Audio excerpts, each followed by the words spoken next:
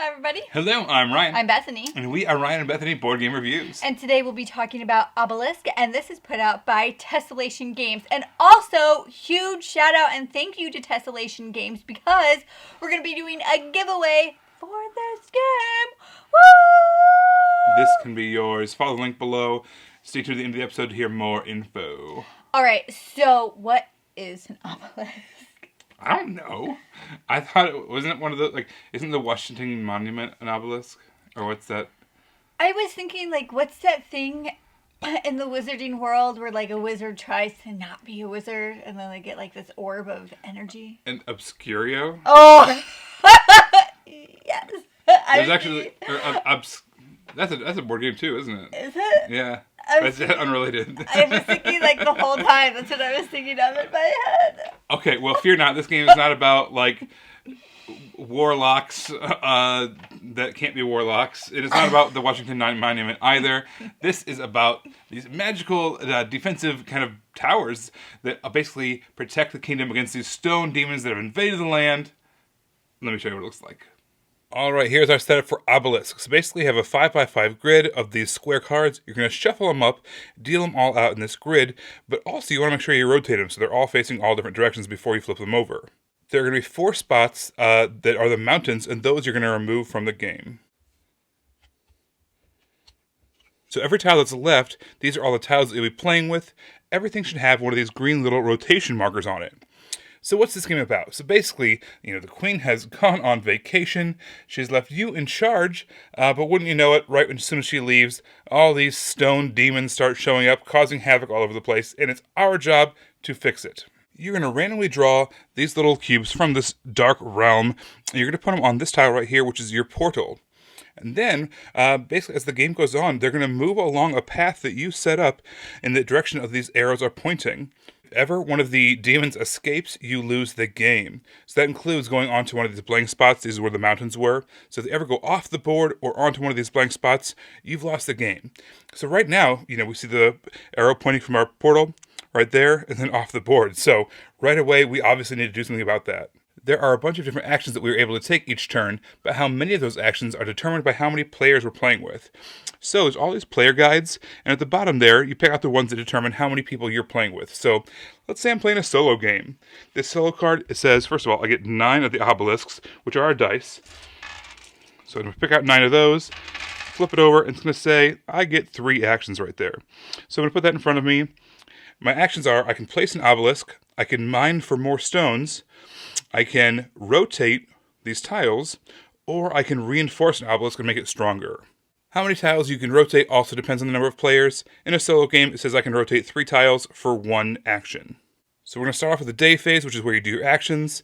When you rotate a tile, you take off the little rotation marker. So let's say for our first action, we're going to rotate that, and maybe that. You can rotate it as many times as you want, but again, once you take off that marker, it is done rotating. That was 1 action. For another action, I can place an obelisk. It's going to be a dice. You're going to place it in the middle of a corner there between all those different tiles, and you have to put it on the one side. That is the strength of what you can capture. There are 3 different kinds of demons. They're over here. There's the greens, which are really, really weak, but they're also fast. That's their movement. The yellow ones are kind of a medium strength and a medium speed. The blue ones are the strongest and require the strongest obelisks to capture them. However, they go pretty slow, so you have a little bit more time to prepare for them. For our third action, we can mine for more stones. So we can take one of these green cubes there from our supply and put it into our quarry. During the night phase, we're going to, randomly shake this up. We're going to draw out 6 demons, and they are going to go on our portal. And then right away, they're all going to move. So these green ones have a strength of 4, they have a speed of 4, so they can go, 1, 2, 3, 4. However, we're going to have our obelisk there capture one of them. There's a strength of 1 obelisk, and these ones are, our weakest ones. The yellow go 3 along the path, 1, 2, 3, and our blue are the slowest, 1, 2. At the end of the night phase, anything that you've captured now can go into your quarry. So now it's some supplies that we can use to reinforce our obelisks later. And right away, again, you can see that this green guy is going to take off and will go right off the edge of the board. So we're going to have to spend some actions, rotating the board, keeping a path that they can go on, and also building more obelisks and upgrading them so that we can capture them. If you want to reinforce one of your obelisks, you can spend either 4 of the green cubes 3 of the yellow or 2 of the blue ones, or one of the ones that you started with. For instance, the solo game, we have 9 to work with. You can spend one of your dice, get rid of out of the game forever, and reinforce that way too. When you reinforce, you just change the number up by 1.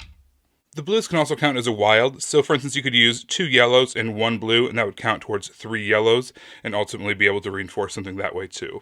You win the game if all of the stone demons have been captured and there are none left in the Dark Realm, and you lose the game if any one of your demons goes off the board or goes onto one of those blank mountain spots. It's super simple, but also super tough. Alright, so there's also some variations that you can add to the game. You can make the game time to make it go faster. You can have it be a kind of a silent game where no one really communicates, even though it's a cooperative game. And there's also a version with these scrolls, which I think is a lot of fun. These are basically different ways that you can make the game easier, give you special abilities. What they do is they upgrade your obelisks. They give your obelisks special abilities. However, also, you start the game with more of these demons in the Dark Realm, and you take out 7 per turn instead of 6 per turn. Very cool. I thought this game implemented dice in a really interesting and fun way. I like that you weren't rolling them. I like that the dice wasn't like this luck aspect. There was 0 luck involved with the dice, and it was very strategic. And I just enjoyed seeing dice being used like that. I really like the way that you can kind of program the path, for these stone demons to go on. They just see the street signs and they're just like, oh, I just have to follow the street signs. The stone demons read street signs? They follow arrows. You see arrows and they really want to obey those arrows. So I thought that was just, the programming of that was really neat. I liked it. I thought the choices in this game were really interesting, especially when it came to where you wanted to place the dice, because you need to put them in the beginning of wherever your path is to get some that are coming out, but you can't put all of them there because you'll lose them. But you also need them there, but you can't have all of them there. You need them further, but you can't have them all further because then they won't get all of them. And I just thought that, just that one aspect of what intersection you want to place your dice on, that was really interesting. And I liked the fact that the choice was enriching and it wasn't just like, we're going here, we're going here. I like the idea. I like that there was real thought in it, real big stressors.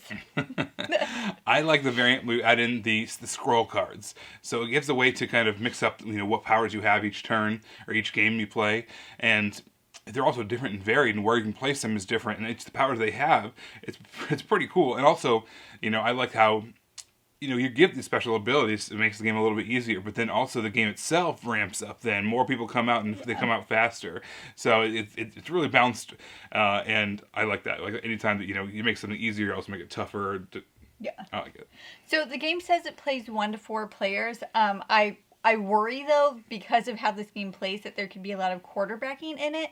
But I think that this game would play great solo. It's like a puzzle trying to figure out when to get things, where to place things, and I just think it would be an excellent solo game.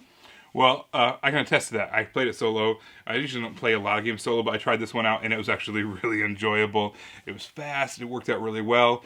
But as far as addressing your concerns, the obelisks are all color coded by by player, and so if there's ever a dispute, whoever owns that color. Whoever owns the obelisk makes the final decision, which is kind of nice. There's actually a built-in rule for that. And like I mentioned, there's variants of the scroll deck. There's another variant where there's kind of a rotating leader, and that also kind of helps mitigate some of that quarterbacking that a lot of cooperative games can suffer from.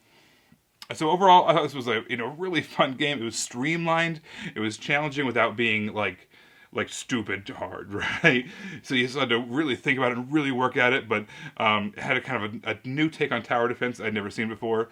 I liked it a lot. Yeah, I agree with everything that Ryan said. I enjoyed this. It was fun. It was thinky and short and just really puzzly, and I like trying to figure out how to get them to move across the board the most, to spread them out, but also placing those things strategically, and I really enjoyed that. All right, you guys, you can win a copy of this for yourself. Be sure to follow the link down below in the the description section. And then there's multiple different ways you can get your entries. So click on that. It'll tell you all the things you need to do. It's going to go until, I think we decided, next Sunday. So this would be October 11th. So yeah, this is of 2020. If you're watching this in the future, sorry you missed it. But also, And this hello is from for the past. This is for the continental U.S. only. Correct. Yeah, we're cutting this off with the continental U.S. only. But for all of you people outside of the continental U.S., stay tuned. We do have another giveaway coming up soon that will include everyone worldwide. Once again, thank you so much for Tessellation Games for doing this for us and doing it for you guys. I am really excited about this. You guys, you can always subscribe to us on YouTube so you can see our videos as they come out. You can find us on Facebook under Ryan and Bethany Board Game Reviews. You can find us on Instagram under Ryan and Bethany, and you can find us on Twitter under Ryan and Bethany 1. Everybody, thanks for watching. We will see you next time. Bye.